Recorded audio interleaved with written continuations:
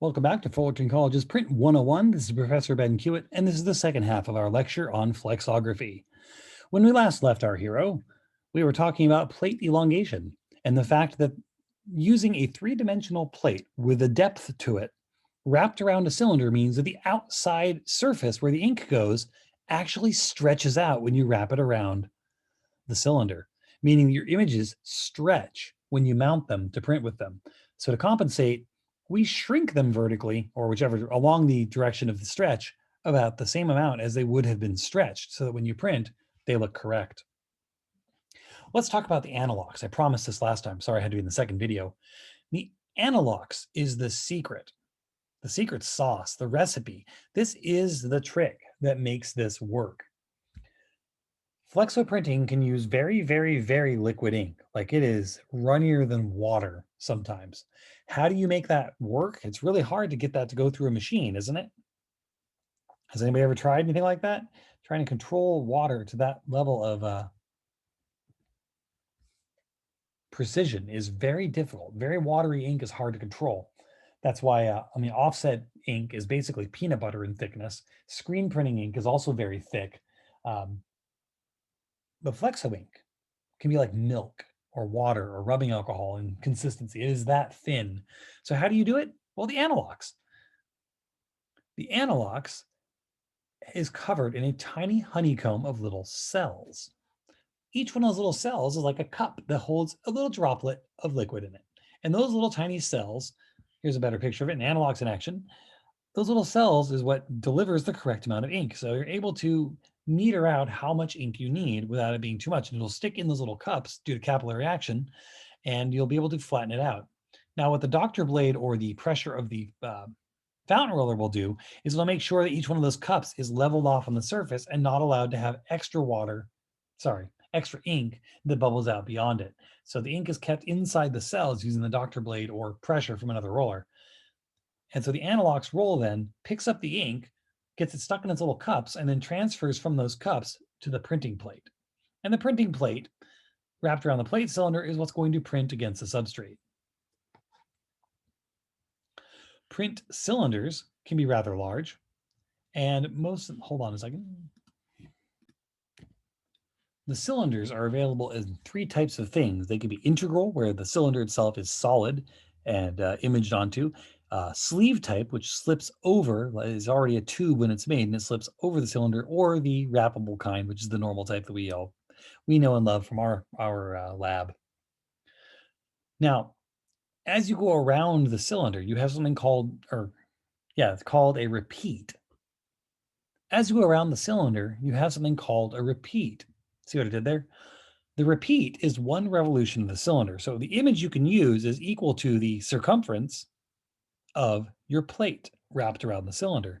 And after you go around it, it's going to start over again because it's going around a circle. If you're rolling this thing against the substrate, it's going to print its copy, then print the next copy and the next copy. And that's all. How big you can print is determined by obviously the width of the plate, but it's also determined by how long you have to go around that cylinder.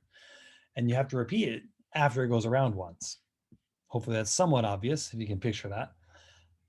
I will be splicing in some other video that I took at the lab. Apologies for volume issues, but at least you can take a look at some of the stuff there. So, unlike war, which Clarence Clearwater says is not good for anything, Flexo printing has many uses and one very important use. It can use extremely liquid ink. The poisonous and the non-poisonous types both have extreme short drying time. Short drying time means you don't have to worry about it running off of things that it would otherwise just smear on. Things that are glossy, things that are waterproof, things that are plastic. Things like, if you think about it, I guess they're not really as common as they used to be here in California since we banned them, although they made a comeback during COVID. Plastic shopping bags at the grocery store or Target or Walmart or wherever, or the hardware stores, they'll have the company name printed on the plastic bag. That is Flexo. Nothing else could possibly stick to that kind of cheapo plastic. So that short drying time lets you print on that. And that is also what lets you print on, it lets you use the FDA approved food safe ink. And that lets you print on food packaging. In fact, the FDA says you may only use flexo printing to print on things that touch food, cosmetics, and medicines. So, food packaging, cosmetics packaging, stuff that goes in and on your body has to be around ink that's not going to poison you. In fact, one of the few exports the US economy still has sending overseas, even though most of our manufacturing is now done in other places and sent here, is flexo printing, because we are a trustworthy country that, for the most part, follows its own regulations. So when we say we're going to print with food safe ink on your food package, people know that the American print shops are going to go ahead and do that and actually use the food safe ink and not, charge food safe prices, but use whatever ink we happen to find in our back warehouse to save a buck or two at the cost of hundreds or thousands of people's lives. So there you have it. Shipments upon shipments of candy wrappers leave Long Beach and go across the Pacific Ocean to be sold in places like Japan and Korea because they trust us to print with non toxic ink when we say it's non toxic.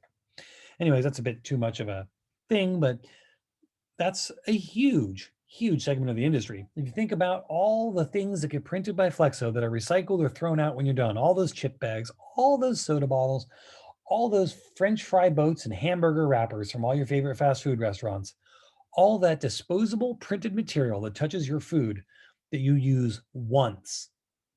This is a pretty good industry to be in because this is something that is constantly needed.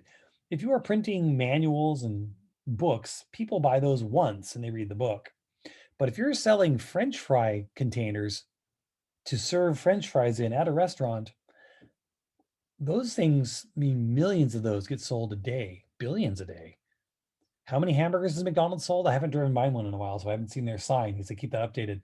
But yeah, every single burger they sell is a waxy wrapper around the burger. Sometimes it's a cardboard box around that, and sometimes it's in a paper bag around that. And that's all printing product that we can be producing and selling to the food industry. I'm just saying, Flexo is not a bad place to be if you want a good long-term job that doesn't seem to be going anywhere. Well, that's it for Flexo. Thank you for listening, and stay tuned for more stuff from class.